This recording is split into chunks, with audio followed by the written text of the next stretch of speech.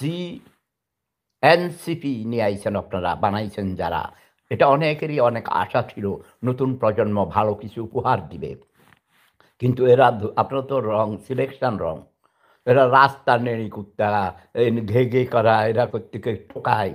এই যে আপনার নাসিরুদ্দিন পাটারি, তার বাড়ি আমার বাড়ির কাছে ভাই।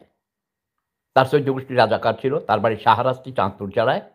তাকে আমি একদিন টেলিফোনে কথা বলেছি। আমি বলছি, "তুমি কি আমাকে চিনো?" কয়, "হ্যাঁ, চিনি। Love is power." আমি বলি, "তুমি আমার বাড়ি কোথায় তুমি চিনো? কোন গ্রাম?"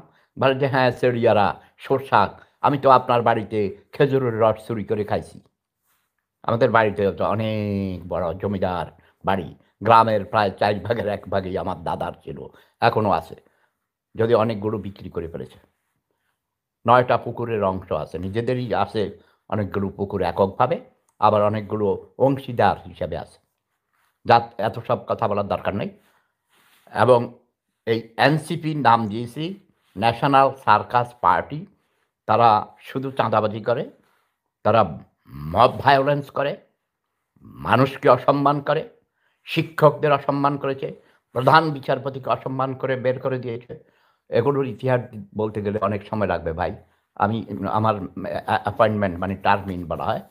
এক্ষুনি যেতে হবে, না যে আমার অনেক ক্ষতি হয়ে যাবে। আমাকে এই মানে ওখান থেকে আর আমার থেরাপি করবে না। আমি এখন গেলাম, পরে কথা হবে। আর ডক্টর ইউনূস সাহেব আসতে চাননি। গতকালকেও আমি বলেছি, জোর করে তাকে আনা হয়েছে এবং তাকে জোর করে বের করে দেয়া যাবে না। ডক্টর ইউনূস সাহেব থাকবেন যতদিন পর্যন্ত সুষ্ঠু নির্বাচনের পরিবেশ সৃষ্টি না হয়, ততদিন পর্যন্ত। এবং আমি আরপি সিস্টেম, আরপি সিস্টেমের নির্বাচন হবে, সেটা আমি অনেক আগে থেকেই সাপোর্ট করি। কথা বোঝা গেছে? করাপশন দূর করতে হলে, নির্বাচনে কারচুপি বন্ধ করতে হলে এবং কালো টাকা এবং পেশি শক্তির দৌরাত্ম্য বন্ধ করতে হলে আরপি সিস্টেম ছাড়া কোনো উপায় নাই।